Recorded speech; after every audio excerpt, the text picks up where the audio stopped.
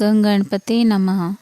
आप सभी को मेरा प्रणाम। आप सभी का मेरे चैनल पर बहुत बहुत स्वागत है।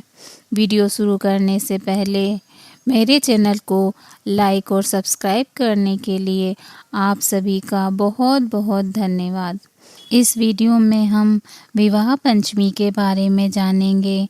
विवाह पंचमी कब है और कथा सुनेंगे। तो आइए शुरू करते हैं। इस वर्ष 2023 में विवाह पंचमी 17 दिसंबर दिन रविवार को पड़ रही है। विवाह पंचमी हर साल मार्गशीर्ष माह के शुक्ल पक्ष की पंचमी तिथि को मनाई जाती है। प्रचलित कथाओं और धार्मिक मान्यताओं के अनुसार इसी शुभ दिन माता सीता और भगवान श्री रामचंद्र जी का विवाह हुआ था। इसीलिए इस दिन को विवाह पंचमी के रूप में मनाया जाता है।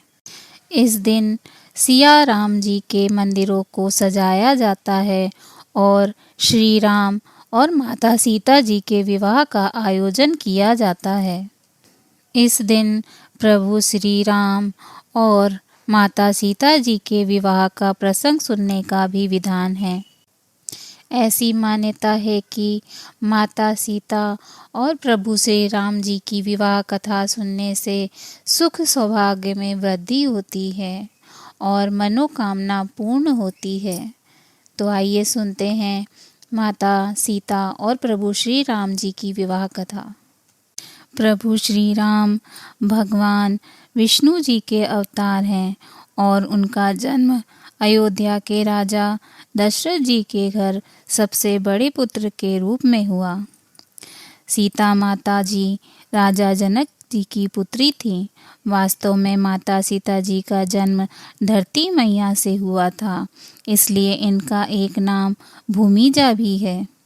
एक बार भगवान शिव जी का धनुष माता सीता जी ने खेल खेल में उठा लिया। यह धनुष भगवान विश्वकर्मा जी ने बनाया था, जिसे भगवान शिव जी ने भगवान परशुराम जी को दिया था। परशुराम जी ने इस धनुष से कई बार पृथ्वी की रक्षा की और बाद में इसे राजा जनक जी के पूर्वज देवराज के संरक्षण में रख दिया। यह दिव्य धनुष इतना ज़्यादा भारी था कि इसे बड़े बड़े शक्तिशाली राजा हिला भी नहीं सकते थे, लेकिन नन्ही सीता जी ने इसे आसानी से उठा लिया।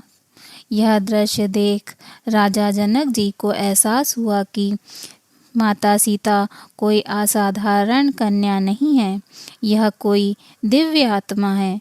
इसलिए उन्होंने बाल्यकाल में ही निश्चय कर लिया कि वे सीता माता का विवाह किसी साधारण मनुष्य से नहीं करेंगे, लेकिन वे सीता जी के लिए दिव्य पुरुष को कैसे खोजें, यह सवाल उन्हें अक्सर सताता रहता था।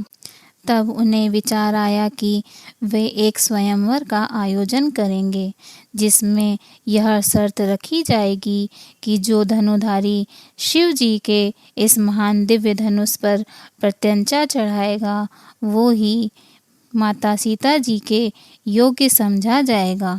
मार्गशीर्ष माह की पंचमी तिथि को श्री राम जी अपने छोटे भाई लक्ष्मण और गुरु विश्वामित्र जी के साथ देवी सीता जी की जन्मभूमि जनकपुरी गए थे। यही वही शुभ समय था जब राजा जनक जी ने माता जानकी के लिए स्वयंवर का आयोजन किया था। इस स्वयंवर में भगवान श्री राम जी भी शामिल हुए।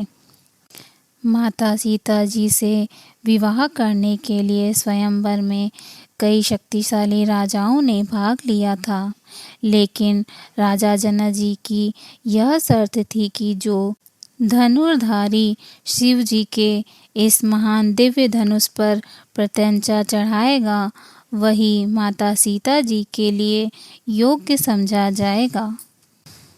प्रतियोगिता शुरू होती है। कई बड़े बड़े राजा उठकर आते हैं, लेकिन शिव जी के उस दिव्य धनुष को कोई भी हिला नहीं पाता। यहाँ तक कि इस स्वयंवर में रावण ने भी हिस्सा लिया था, वह भी इस धनुष को नहीं हिला सका। यह देख राजा जनक जी अत्यंत दुखी होते हैं।